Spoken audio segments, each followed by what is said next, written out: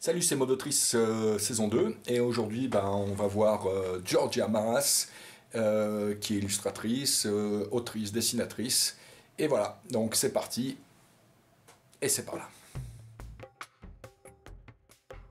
Pour commencer, le premier, c'est l'empathie parce que je pense que pour écrire une histoire, il faut se mettre dans la peau des personnages et je pense que sans avoir une grande empathie vers tout ce qui nous entoure et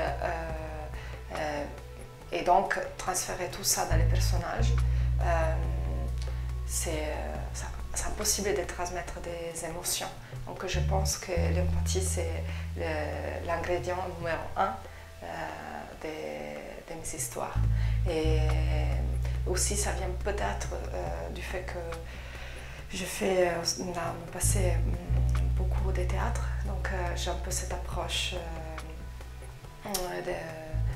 presque un peu d'acteur, de me mettre dans la peau de mes personnages.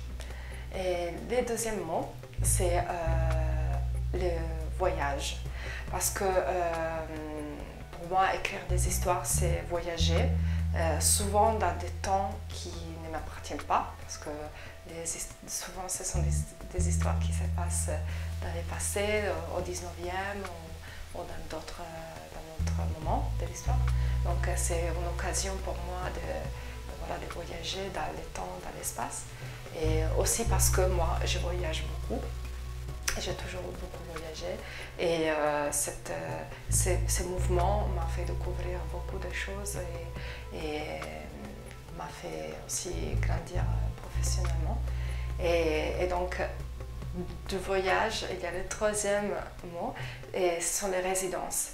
Et moi, j'étais en résidence à la Maison des Auteurs d'Angoulême pendant 4 ans, et cette expérience m'a beaucoup apporté.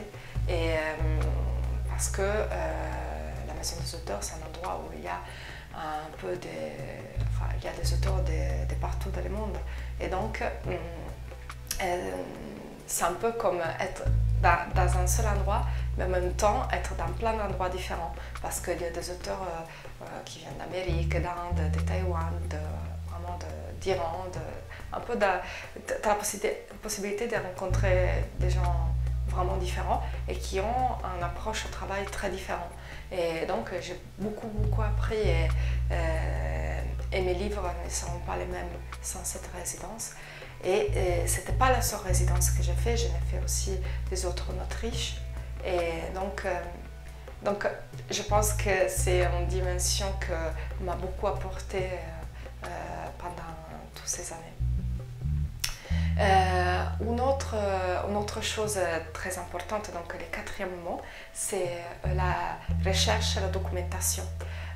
Comme beaucoup d'histoires que j'écris, ça passe dans un autre moment. Mais je pense que aussi, même si on doit écrire une histoire qui se situe aujourd'hui, il faut être préparé, il faut savoir qu'est-ce qu'on raconte, il faut savoir comment était le monde autrefois et comme il est aujourd'hui. Donc pour moi, la phase des recherches et de documentation, elle est très importante. Et ça me prend beaucoup de temps et c'est un plaisir pour moi aussi parce que ça satisfait un peu mon envie de découvrir. Et donc pour chaque histoire que je fais, j'essaye toujours de comprendre au mieux les temps et l'espace que je décris dans les costumes, dans les attitudes, dans l'architecture, plein de choses. Donc chaque fois que je commence une histoire, je vais découvrir un peu plus d'une période particulière et c'est très beau. Les derniers mots, c'est les femmes. Parce que elles sont toujours très importantes dans mes histoires. comme leçon dans ma vie aussi.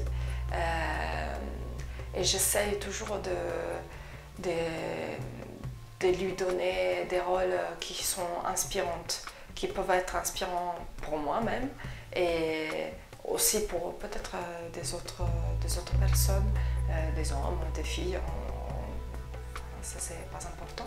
Mais j'essaie toujours de les rendre protagonistes et de les mettre en valeur parce que c'est comme ça. Je pense que c'est important de laisser cet espace dans la littérature. Je suis riche de beaucoup d'expériences, de beaucoup de belles choses dans ma vie, donc je suis très satisfaite de la vie que je conduis. Mais c'est vrai que la vie d'auteur, c'est pas très facile, ni très économique.